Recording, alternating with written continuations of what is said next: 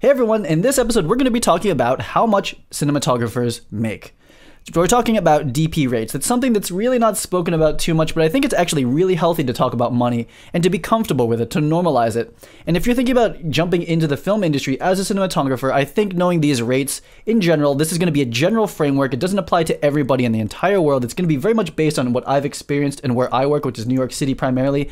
I think it applies in LA as well. If you're in a smaller market, the rates are a little bit lower. Different countries, I think they're usually lower than the US. The US pays fairly high for cinematography work, but I wanted to put this framework out there. It's the way that I think about it. It's what I've experienced, and I think it's going to be really helpful for us to have this kind of open communication about the cinematography industry. This is kind of an industry talk episode, not talking about lights, not talking about cameras.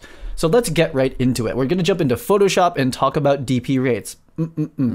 Okay, so let's start off with our star ratings. If you watched the first episode, we know that the second star means Indian. We're going to talk about what the star ratings mean. And this is going to be core, like I said, to the whole general cinematography series, is understanding these star ratings. And again, they're just a rough framework. Not every people are going to, be between the lines, and not everything fits into these categories. But by and large, this is the way that I think about the cinematography industry. And hopefully that's helpful for you. If you don't agree with it, let me know in the comments, but this is the way that I see it. It's the way that I've experienced the film industry for the last 10 years.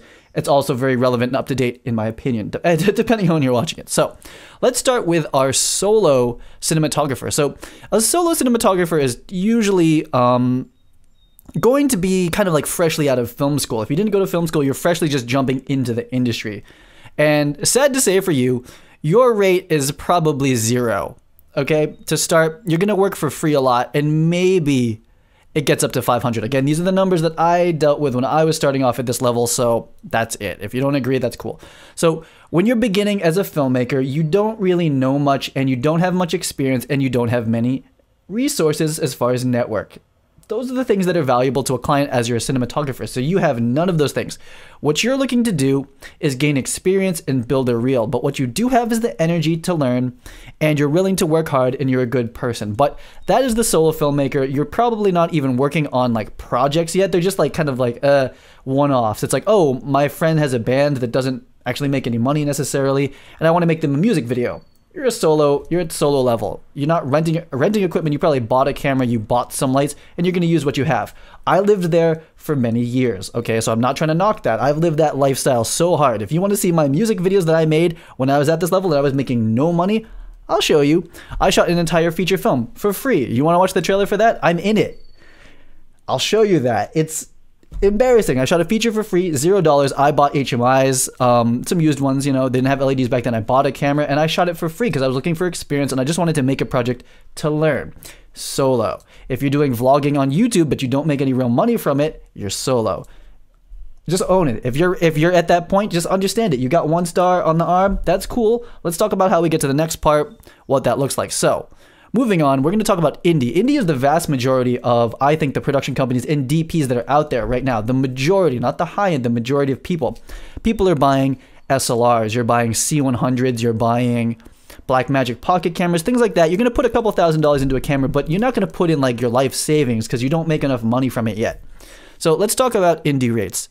Indie rates, we're going to go from about, I would say, 500 to about 1,500. Now, indie that's in New York City and LA, and I lived in Indy for at least 5 years doing music videos, only music videos, a little bit of content, not really commercials. Commercials are hard to find. Well, they're getting easier now. It's more like corporate is now like content, so there's a little bit of this. But 500 to 1,500, that's about right. And this takes a long time to get to the indie part and to get to the point where you're ready to move to the third part. That's the majority of the grind for a young cinematographer. Getting in, buying a nice camera, being a good person to work around, having like an okay reel, that's going to keep you in the indie world, and you're going to do around 500 to 1,500, at least in New York and LA. So that's that rating, and we're going to be doing a lot of lighting content based around that. So like I said, for an indie production company, this is a company that doesn't produce content that regularly. It's like they kind of formed because they had like a project, and maybe they have a couple projects a year. It's not like a full-time every day you're putting out content and producing commercials. You don't necessarily know if you're going to be working next year. That's fine. A lot of people are at this level. Again, I still do those type of jobs, and I lived in that world for a long time. When I was doing music videos, indie production company, one producer, one director, me the DP. Sometimes there's an AC, sometimes there's not. Sometimes there's a G&E crew, sometimes they're just PAs, if I'm even lucky enough to have that. I would say that's the low end of indie, and the high end of indie is like, yeah, you have a producer, director, DP, AC, grip, gaffer, skeleton crew. You barely have an AD. It's really indie. You have to keep the budget low. But the quality, the thing is, the quality at any of these levels can be very high these days. Cameras are really nice, editing's easy, coloring's fairly easy, and people, I think, have higher taste levels in cinematography. So at any point in this chain, you can make gorgeous content, you can provide value to the world. Don't look at this star rating as a negative thing. It's literally just a framework to look at the production environment, the ecosystem, and the rates that I think are pretty much associated with this at this point. So that's indie. That's a large majority of people. Next is industry, okay? So this is where people might be mad at me. They're like, oh, Matt, like, you're an asshole, you're showing off. Let me know if I'm a jerk. If I'm a jerk, you let me know. When people call me out, they're usually right. They're usually right, and I try to be better on the next one. So this is where I consider myself is at this point, is industry. So industry is where you're working for a production company that does content consistently. They have, say, like in New York City, this is something that's typical. An NYU student graduates, they do a little bit of directing, then they're like, you know what, I like producing. They start a production company. I won't name names. I work for a lot of these people. And then 10 years later, they run a production company. They're the exec producer. They know how they know how it works. They know how to get clients. They know how to bring in jobs. And they're not the ones directing. They have directors under them. A lot of the times, younger directors, like right out of school, they've been working for like 5 years in the industry, like, oh, we'll bring that director on, see if they work. That sort of stuff. But you're going to be producing content regularly. Like, you kind of know what your whole year looks like because you've already bid out the commercials. You know what's happening. You have 5 directors on your company. I've worked for a lot of those companies in New York City and LA. There's less of those than the indie production companies, of course, but there's a lot of these as well. There's a lot of content these days that needs to get made. Oh, and I should clarify, this breakdown of rates is primarily for short form and for commercials and music videos. It's not for features. Features is a completely different ball field. Ball field? Is that something that I don't know if I'm going to go with that. It's a completely different ecosystem, and the rate structure is kind of all over the place. I don't see a lot of industry and features. It's very all over. Maybe my agents would have a better perspective on that, but I know the rate structure for commercials and music videos and short form and content. That's kind of what this is. Okay, industry. So at this point, you're going to be making anywhere from, and of course, all these things can be much lower. They don't usually go higher than the tiers I'm talking about here, but industry in New York, you're expecting $1,500 to $3,500 a day. And that's essentially where my rate is right now. And to put that in perspective, I would say that because the agency I'm with Gersh right now, I don't know if they're that happy that I'm putting this out there, but I'm kind of like the low man on the totem pole. So that should give you a little bit of perspective on the DP industry. I've been in New York. I'm not in New York right now, actually, anymore, but I was in New York for about 10, 11-ish years. I never know really when to start the counter exactly. And a lot of failing, a lot of sucking, doing things wrong, but still always shooting, always trying to move forward, even if I was like messing things up along the way. And I've gotten to the point where like my rates are definitely in that ballpark. Ballpark, that's the word. And I'm still at a major agency, like the low man on the totem pole. Like, they wish I was making more for them. So that's a little bit of perspective on this in the industry. So like, I'm still like a child to the real industry, you know? So like, even calling myself industry is a little bit thin. I would say I'm very early in that industry part, but that's how it breaks down. That's the 3-star. When we do lighting breakdowns for industry stuff, you're going to have an exec producer, then every job has their own producer, and that producer has a line producer, and they have a production manager, and then there's going to be AD, first AD, second AD, second likely. There's going to be VTR on the set. There's going to be a full camera crew. You're going to have an AC, second AC, DIT, loader. Nah, probably not a loader. Separate, you know. It's kind of changing. Your Genie crew is going to be anywhere from, I would say, 2 and 2 to like 8 and 8, something like that. That would be a big crew for me. If I had 8 and 8, so gaffer, key grip, and then, you know, 7 people under them, that's a big shoot. But it does happen. And this stuff can still be non-union in New York City. In LA, other markets, not really. But in New York, I've done a lot of non-union stuff at this level. So we're going to look at the last tier here. I hope I haven't lost you. This is probably not relevant to 100% of the people watching this right now. But this stuff, just for perspective on it, don't go chasing this too hard. It's kind of insane to try to get to this level. We're talking 20K a day plus. Oh, and so guys, you know, this is per day, per shoot day. I should have put that in the beginning. So the high-end industry, let's talk about what that really means. 4-star. I will do a lot of 4-star breakdowns because it's fun. It's what you're going to see on like B-roll of movies, on big Super Bowl commercials. This is essentially where the advertising money is so high that it doesn't matter how much it costs to get it done, you're going to get it done, right? That's a fun place to be.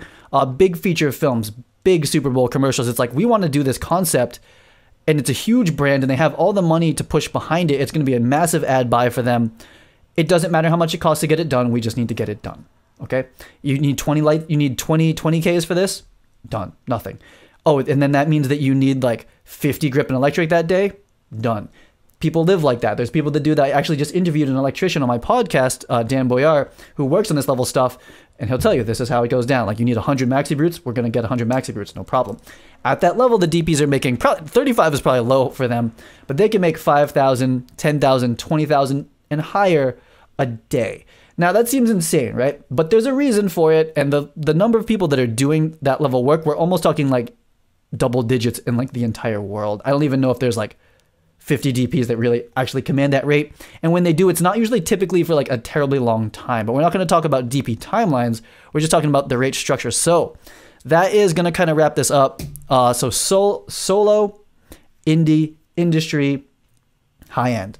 And those are the DP rates. Now, again, this is the higher end, I think, of a lot of these things. So Zone 1 and Zone 2, Los Angeles and New York.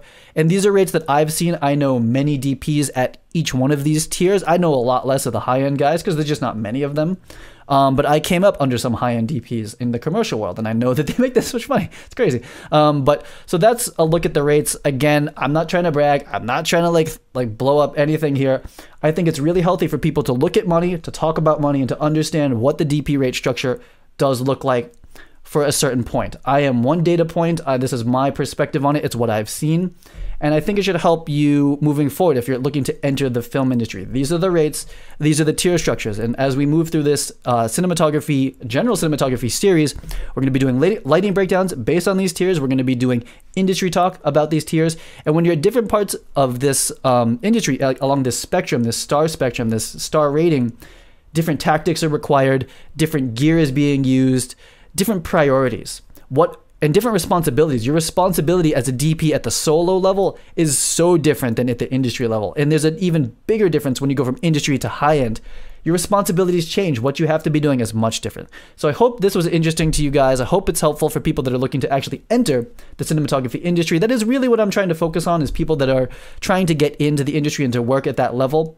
I think my previous show was a lot more general, and just this is really going to start to get pretty narrow here. I really want to talk to people that are interested in the cinematography industry. You want to make money at it. You want to have fun. You want to learn how to do it, but you want to make money. You want to make a living at it and be Roger Deakins after 60 years and have a career at this. I'm going to try to convey to you all the things I know about it and the frameworks and the things that I wish I knew when I was getting into the cinematography industry. So that is going to wrap it up for this episode. Next Monday, we're going to answer a question about actual lighting. We'll be looking at lighting, but hopefully this explains the tier structure, the stars, what do these stars mean, and also just some of the rates that come along with being a DP. My name is Matt Workman. Get out there, plan better, shoot better. See you on the next one. Bye.